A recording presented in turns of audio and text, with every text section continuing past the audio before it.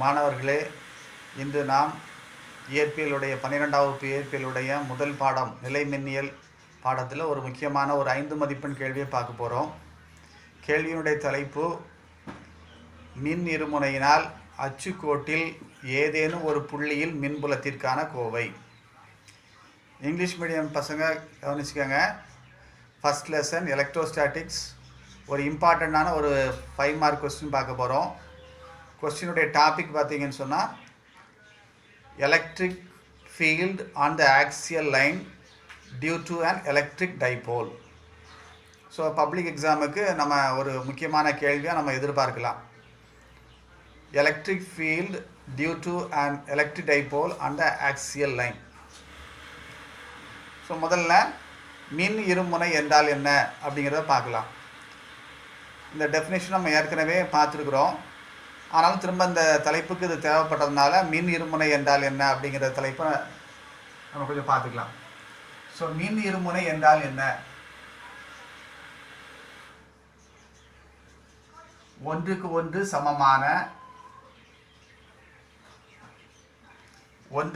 சமமான எதிரெதிர் மின்னூட்டங்கள் சிறிய இடைவெளியில் பிரித்து வைக்கப்பட்டால் அதை மின் இருமுனை என்று சொல்கிறோம். சமமான ஒன்றுக்கு ஒன்று எதிரான சிறிய இடைவெளியில் பிரித்து வைக்கப்பட்ட மின்னூட்டங்களை மின் இருமுனை என்று சொல்கிறோம். என் படத்தில் பார்த்தீங்கன்னு சொன்னால் Q, இங்கேயும் Q தான், ஆனால் இது வந்து எதிர் மின்னூட்டம், இது வந்து நேர் மின்னூட்டம். இந்த இரண்டு மின்னூட்டங்களும் ஒரு சிறிய இடைவெளியில் பிரித்து வைக்கப்பட்டுள்ளது. 2A அப்படிங்கிற ஒரு இடைவெளியில் பிரித்து வைக்கப்பட்டுள்ளது. ஸோ இதுக்கு தான் நம்ம மின் இருமுனை அப்படின்னு சொல்கிறோம். ஸோ இந்த இரண்டு மின்னூட்டங்களுக்கும் நடுப்புள்ளியை நம்ம ஓன்னு எடுத்துட்டோம்னு சொன்னால் -Qலேருந்து நடுப்புள்ளி வரைக்கும் உள்ள தொலைவு வந்து ஏன்னு கிடைக்கும். நடுப்புள்ளியிலேருந்து +Q வரைக்கும் உள்ள தொலைவு திரும்ப ஒரு ஏன்னு கிடைக்கும். A + A மொத்தத்தில் 2A. ஸோ ஒன்றுக்கு ஒன்று சமமான எதிரெதிர் மின்னூட்டங்கள் 2A என்ற ஒரு சிறிய இடைவெளியில் பிரித்து வைக்கப்பட்டுள்ளது. இதற்கு நம்ம மின் இருமுனை அப்படின்னு சொல்கிறோம். ஸோ ஆங்கிலத்தில் two equal but opposite charges separated by a small distance 2A is called as electric dipole. So இதுவும் Q தான், இதுவும் Q தான், value is same, but this is negative and this is positive, they are opposite. So it is an electric dipole. So O is the midpoint. From the midpoint -Q வந்து Aங்கிற டிஸ்டன்ஸில் இருக்குது. அதே மாதிரி மிட்பாயிண்ட்ல இருந்து +Q Aங்கிற டிஸ்டன்ஸில் இருக்குது. So இந்த இரண்டு சார்ஜஸ்க்கும் இடைப்பட்ட டிஸ்டன்ஸ் வந்து 2A. ஸோ இதான் ஒரு மின் இருமுனை, எலக்ட்ரிக் டைபோல். இந்த electric டைபோலில் we are going to take a point C which is on the axial line. நம்ம இந்த மின் இருமுனையில் அதனுடைய அச்சுக்கோட்டில் C என்ற ஒரு புள்ளியை நம்ம எடுக்க போகிறோம். ஸோ முதல்ல அச்சுக்கோடு என்றால் என்ன அப்படிங்கிறது நமக்கு தெரியணும். ஸோ அச்சுக்கோடு என்பது இந்த இரண்டு மின்னூட்டங்கள் மின் இருமுனையினுடைய இந்த இரண்டு மின்னூட்டங்கள் வழியாக வரையப்படுகிற நேர்கோடு தான் அச்சுக்கோடுன்னு சொல்கிறோம். மின் இருமுனையினுடைய இரண்டு மின்னூட்டங்கள் வழியாக வரையப்படுகிற நேர்கோடு தான் அச்சுக்கோடு அப்படின்னு சொல்கிறோம். So the straight line passing through the two charges of an electric dipole is called as axial line. இந்த அச்சுக்கோட்டில் நம்ம ஒரு புள்ளி எடுக்கிறோம், அந்த புள்ளி தான் C. ஸோ -Q அப்படிங்கிற மின்னூட்டத்தை A அப்படின்னு நோட் பண்ணிக்கலாம், +Qவை B நோட் பண்ணிக்கலாம். ஸோ Cங்கிற புள்ளி தான் நம்ம எடுத்துக்கொள்ளுகிற புள்ளி. இது அச்சுக்கோட்டில் நம்ம ஒரு இடத்துல நம்ம எடுத்துருக்கிறோம். So C is the point which is taken on the axial line of the electric dipole. இந்த Cங்கிறது it is at a distance of R from the midpoint of the electric dipole. C is the point which is at a distance of R from the midpoint of the electric dipole. மின் இருமுனையினுடைய நடுப்புள்ளியிலிருந்து எடுத்துக்கொள்ளப்பட்ட C என்கிற புள்ளியானது R என்ற தொலைவில் காணப்படுகிறது. இப்போ நம்ம என்ன செய்ய போறோம்னு சொன்னா Cங்கிற புள்ளியில நம்ம மின்புலம் கண்டுபிடிக்கணும். ஸோ மின்புலம் என்பது வெக்டர் அளவு. அதற்கு எண் மதிப்பும் உண்டு, திசையும் உண்டு. ஸோ முதல்ல இந்த எண் மதிப்பை கண்டுபிடிக்கிறதுக்கு முன்னால் இந்த Cங்கிற புள்ளியில் மின்புலத்தின் திசையை கண்டுபிடிக்கணும். அதற்கு முன்னால் மின்புலம் என்றால் என்ன? மின்னூட்டத்தை சுற்றியுள்ள ஒரு குறிப்பிட்ட இடத்துல அதனுடைய தாக்கம் இருக்கும், அந்த இடத்த மின்புலம்னு சொல்கிறோம். எல்லா மின்னூட்டங்களுக்கும் மின்புலம் உண்டு. For every charge there is an area surrounding to it in which it can influence another charge, that is called as electric field. For any charge there is an electric field. So இந்த கேள்வியை பொறுத்தளவு இந்த படத்தில் 2 மின்னூட்டங்கள் இருக்குது. there are 2 charges, so there will be 2 electric fields. 2 மின்னூட்டங்கள் இருக்குது கட்டாயமாக, அதனால் 2 மின்புலங்கள் இருக்கும். ஸோ ஒரு மின்புலமானது ப்ளஸ் கியூங்கிற மின்னூட்டத்தால் உருவாக்கப்படுறது, ரெண்டாவது மின்புலம் என்பது மைனஸ் கியூங்கிற மின்னூட்டத்தால் உருவாக்கப்படுகிறது. ஸோ ப்ளஸ் கியூவால் உருவாக்கப்படுகிற மின்புலத்தை இ ப்ளஸ்ன்னு போட்டுக்கலாம், மைனஸ் கியூவால் உருவாக்கப்படுகிற மின்புலத்தை இ மைனஸ்ன்னு போட்டுக்கலாம். Electric field due to the charge plus q is taken as E plus, and the electric field due to the charge minus q is taken as E minus.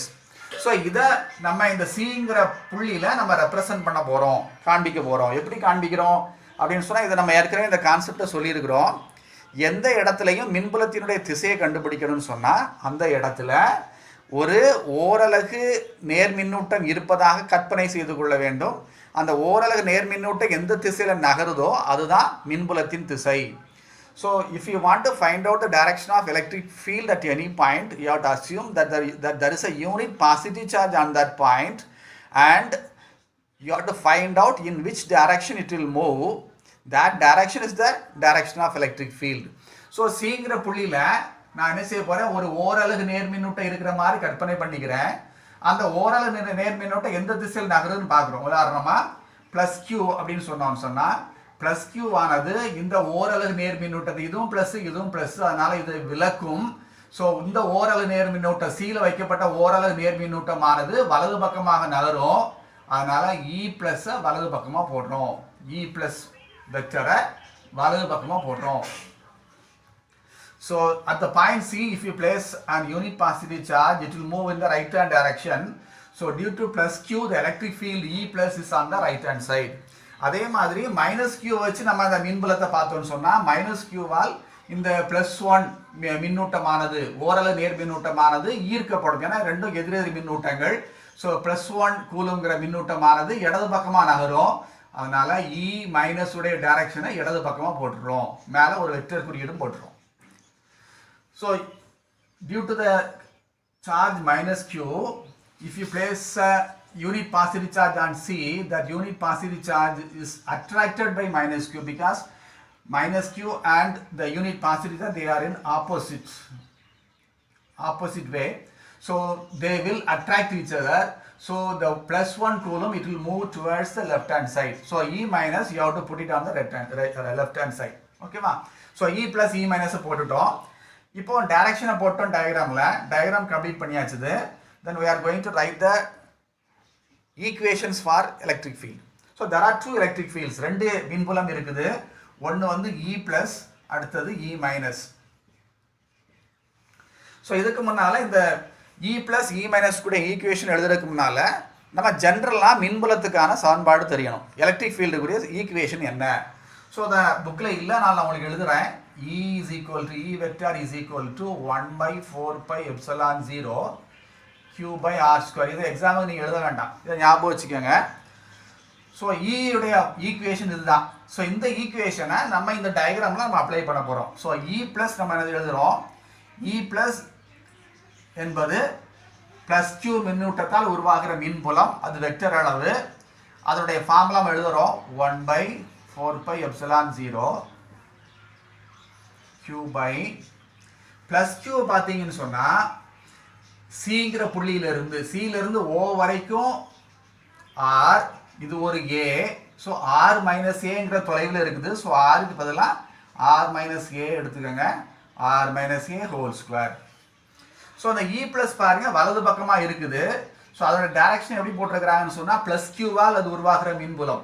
It is electric field due to the charge plus q. So it is on the right hand side. So you can mention the direction as in the direction of BC.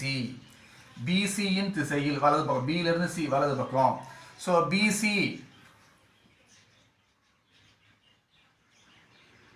திசையில்,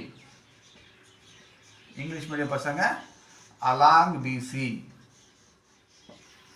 இப்போ நம்ம ஏற்கனவே மின் இருமுனை electric டைபோலை பொறுத்தளவு ஒரு வரையறை பார்த்துருக்கிறோம். மின் இருமுனையின் திருப்புத்திறன் electric dipole moment which is vector quantity, அது ஒரு வெக்டார் அளவு. அதனுடைய திசையானது -q plus q நோக்கி இருக்கும். It will be from -q to +q which is the direction as the direction of BC. அதே டைரக்ஷன் தான். ஸோ -q +qங்கிறது B C அதே ஒரு வலது பக்கமாக போகிற டைரக்ஷன் தான். அதனால இந்த ஈக்குவேஷன் நம்ம எப்படி எழுதிக்கலாம்னு சொன்னால் E plus vector is equal to 1/4 pi epsilon 0 q by r minus k whole square p cap. So cap னு போட்டோம்னு சொன்னா நான் ஏற்கனவே சொல்லியிருக்கேன், it is a unit vector which represents only the direction. cap னு போட்டோம்னு சொன்னா அது ஒரு ஓரலகு வெக்டர், அது திசையை மட்டும்தான் குறிக்கும், அது எந்த விதத்திலும் சமன்பாட்டில் மதிப்பை மாற்றாது. So p vector p cap என்பது மின் இருமுனையின் திருப்புத்திறனுடைய திசையை குறிக்கக்கூடிய ஓரலகு வெக்டர். ஸோ BC என்பது திருப்புத்திறனுடைய திசையிலே இருப்பதனால BCங்கிற திசையை p capனு போட்டு காமிச்சிரும். So BC is the direction of the electric dipole moment which is from -q to +q. அது -q to +qல இருக்கிறதுனால அதே டைரக்ஷனை அந்த BCங்கிற டைரக்ஷனை p capனு போட்டுறோம்.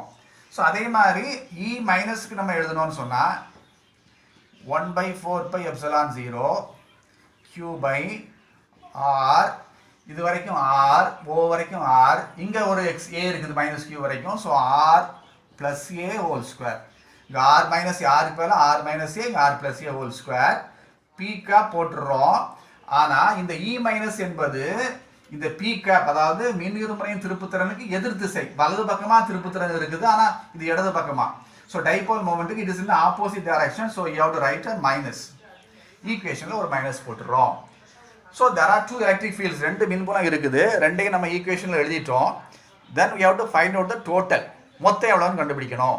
ஸோ நம்ம ரெண்டையும் கூட்ட போகிறோம். ஸோ டோட்டலாக E வெக்டர் அப்படின்னு போட்டுக்கிட்டோம்னு சொன்னால் E vector is equal to E plus vector plus E minus vector. இப்போ ஈக்குவேஷனில் அப்படியே நம்ம காப்பி பண்ணிடலாம். 1/4 pi epsilon 0 q by r minus a whole square minus, இந்த minus எழுதியிருக்கிறோம், 1/4 pi epsilon 0 q by r plus a whole square. So வலது பக்கம் 1/4 pi epsilon 0, அதோட கூட க்யூவும் மேலே காமனாக தான் இருக்குது, பொதுவாக இருக்குது. ஸோ அது போக மீதி பார்த்தீங்கன்னா r minus a whole square கீழே இருக்குது. So 1/r minus a whole square minus இங்கே 1/r plus a whole square. So is equal to q by 4 pi epsilon 0. இப்போ ரெண்டுக்குமே நம்ம காமனாக எடுக்கிறதுக்கு எதுவுமே இல்லை, அதனால் ரெண்டையும் அப்படியே மல்டிப்ளை பண்ணிடுங்க.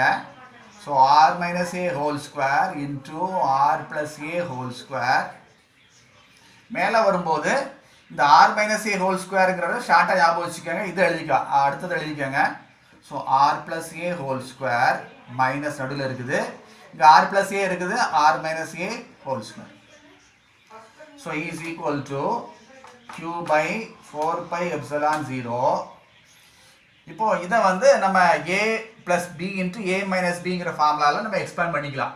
So a plus b into a minus b is equal to a square minus b square. இப்போ இந்த மேலே உள்ள ஸ்கொயரை மட்டும் விட்டுட்டு பார்த்தீங்கன்னா இது a plus b, இது a minus b. அப்போ என்ன எழுதிக்கலாம், r square minus a square, a square minus b square மாதிரி. ஆனால் இதுக்கு மேலே இன்னொரு ஸ்கொயர் இருக்கிறதுனால இன்னொரு ஸ்கொயரும் போட்டுக்கோங்க. இப்போ இது a plus b whole square மேலே, a plus b whole square ஃபார்முலான a square, அப்போ r square plus a square plus 2ab 2ra.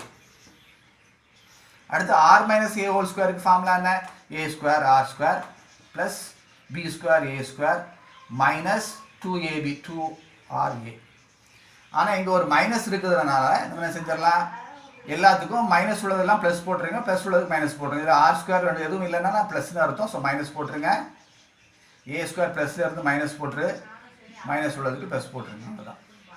So இப்போ பாருங்கள், ஆர் ஸ்கொயர் கேன்சல் ஆயிடுச்சு, ஏ ஸ்கொயரும் கேன்சல் ஆயிடுச்சு. இப்போ 2RA, இங்கே ஒரு 2RA, மொத்தத்தில் 4RA.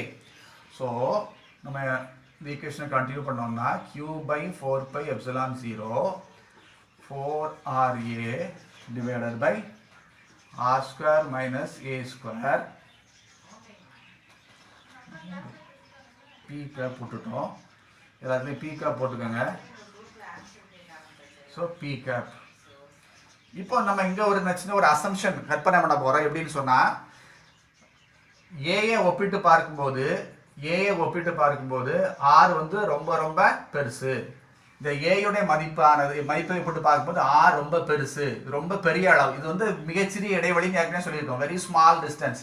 ஸோ அதனால ஏயை நம்ம விட்டுடலாம். அதே மாதிரி அதுக்கு போல ஏ ஸ்கொயரே விட்டுடலாம். R is very very greater than A.